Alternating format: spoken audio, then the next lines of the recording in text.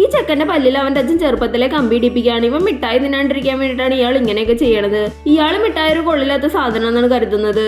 ഈ അച്ഛൻ മോന്റെ എല്ലാ മിഠായിയും എടുത്ത് കത്തിച്ചു കളയും. ഇത് കണ്ടിട്ട് മോന് ഭയങ്കര വിഷമാവും. പിറ്റേ ദിവസം അവൻ ആ കത്തിച്ച ചാരത്തിൽ നിന്ന് ഇവനൊരു മിഠായി പീസ് കഴിക്കാൻ കിട്ടും.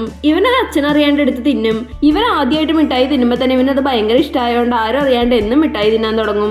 എന്നും ഇവൻ വെറൈറ്റി ചോക്ലേറ്റ് തിന്നിട്ട് അതിന്റെ പ്രത്യേകതകൾ ഡയറിയിൽ എഴുതി സൂക്ഷിക്കും.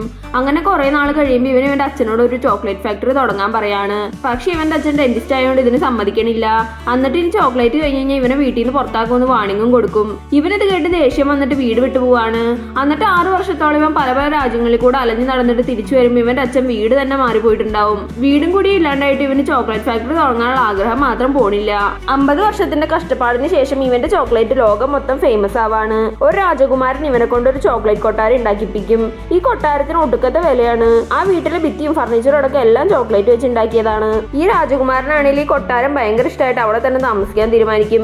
ഇവന്റെ സക്സസ് കണ്ടിട്ട് അസൂയ തോന്നിയ ബാക്കി ചോക്ലേറ്റ് കമ്പനിക്കാർ ഇവന്റെ ഫാക്ടറിയിലേക്ക് ചാരന്മാരായിരിക്കും ഇവന്റെ ചോക്ലേറ്റിന്റെ രഹസ്യം മനസ്സിലാക്കാൻ. പക്ഷെ ഇവർക്കാർക്കും ആ രഹസ്യം കണ്ടുപിടിക്കാനേ പറ്റണില്ല. ബാക്കിയുള്ള ചോക്ലേറ്റ് കമ്പനിക്കാരുടെ ചോക്ലേറ്റ് കാണാൻ ഇവന്റെ ചോക്ലേറ്റ് പോലെ തന്നെയാണെങ്കിലും ടേസ്റ്റിൽ ഇവന്റെ ചോക്ലേറ്റിന്റെ 7 ഇലത്തൂരം എത്തണില്ല. ഒരു ദിവസം പെട്ടെന്ന് ഇവന്റെ ചോക്ലേറ്റ് ഫാക്ടറി അടച്ചു പൂട്ടാണ്. അത് കഴിഞ്ഞിട്ട് 3 വർഷത്തിന് ശേഷം ആ ഫാക്ടറിയിലൊക്കെ മെഷീനൊക്കെ വർക്ക് ചെയ്യാൻ തുടങ്ങും. ഒരു വ്യത്യസ്തമായ സംഭവം എന്താണെന്ന് വെച്ച് കഴിഞ്ഞാൽ ആ ഫാക്ടറിയിൽ നിന്ന് എന്നും ഡെലിവറി പോകും. പക്ഷെ ആ ഫാക്ടറിയിൽ ഒരു മനുഷ്യൻ പോലും വർക്ക് ചെയ്യാനില്ലെന്നുള്ളതാണ്. ഇവനാണെങ്കിൽ ഈ 3 വർഷം കൊണ്ട് ചോക്ലേറ്റിന്റെ ബിസിനസ് കൂട്ടാൻ വേണ്ടിയിട്ട് ഒരു ഐഡിയ ഉണ്ടാക്കിയിട്ടുണ്ട്.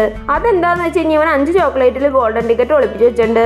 ആ ടിക്കറ്റുള്ള ചോക്ലേറ്റ് കിട്ടുന്നവർക്ക് ഈ ചോക്ലേറ്റ് ഫാക്ടറി വന്ന് കാണാൻ അവസരം കിട്ടുകയും ചെയ്യും. ഫ്രീ ആയിട്ട് കുറെ ചോക്ലേറ്റ് തിന്നാൻ കിട്ടും. ഈ ന്യൂസ് പുറത്തു വന്ന ഉടനെ തന്നെ ഇവന്റെ ചോക്ലേറ്റ് ബിസിനസ് റോക്കറ്റ് വിട്ട പോലെ കൂടാണ്. എല്ലാ കുട്ടികളും ഈ ഫാക്ടറി കാണാൻ വേണ്ടിയിട്ട് ചോക്ലേറ്റ് വാങ്ങാൻ തുടങ്ങും. ഒരു പൈസക്കാരി പെങ്കൊച്ചിന്റെ അച്ഛൻ കോടികൾക്ക് ഈ ചോക്ലേറ്റ് വാങ്ങി കൂട്ടാണ്. അതിന് ഈ പെങ്കൊച്ചിന് ഒരു ടിക്കറ്റും കിട്ടും. വേറൊരു ബുദ്ധിമാൻ ചെക്കൻ അവന്റെ ബുദ്ധി ഉപയോഗിച്ചൊരു ടിക്കറ്റുള്ള ചോക്ലേറ്റ് തന്നെ കണ്ടുപിടിച്ച് വാങ്ങും. വേറൊരു ഫുൾ ടൈം ചോക്ലേറ്റ് തിന്നുകൊണ്ടിരിക്കുന്ന പയ്യനും ടിക്കറ്റ് കിട്ടാണ്. ഇവനാണെങ്കിൽ ഇന്റർവ്യൂവിന്റെ ടൈമിൽ പോലും ചോക്ലേറ്റ് തിന്നുകൊണ്ടിരിക്കും. 4ാമത്തെ ടിക്കറ്റ് കിട്ടണത് എല്ലാവരുടെയും ഫസ്റ്റ് പ്രൈസ് വാങ്ങുന്ന ഒരു കുംഫു ചാമ്പ്യൻ ആണ്. ഇനി ആകെ ഒരു ടിക്കറ്റ് മാത്രമേ ബാക്കിയുള്ളൂ. പാവപ്പെട്ട വീട്ടിലെ ചാർലിക്കും ആ ടിക്കറ്റ് വേണമെന്ന് ആഗ്രഹം ഉണ്ടായിരുന്നു. ഇവന്റെ അച്ഛൻ ടൂത്ത് പേസ്റ്റ് ഫാക്ടറിയിൽ ജോലി ചെയ്താണ് ഇവരുടെ കാര്യങ്ങളൊക്കെ ചെയ്യണത്.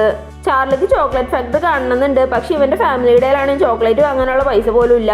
ഇവന്റെ വിഷമം കണ്ടിട്ട് അവന്റെ അപ്പൂപ്പൻ അയാൾ സൂക്ഷിച്ചു വെച്ചാർന്ന ചില്ലറ പൈസ എടുത്ത് ഇവന് കൊടുക്കും. ഈ അപ്പൂപ്പന് ചാർലിയുടെ ലക്കിൽ വിശ്വാസം ഉണ്ടായിരുന്നു.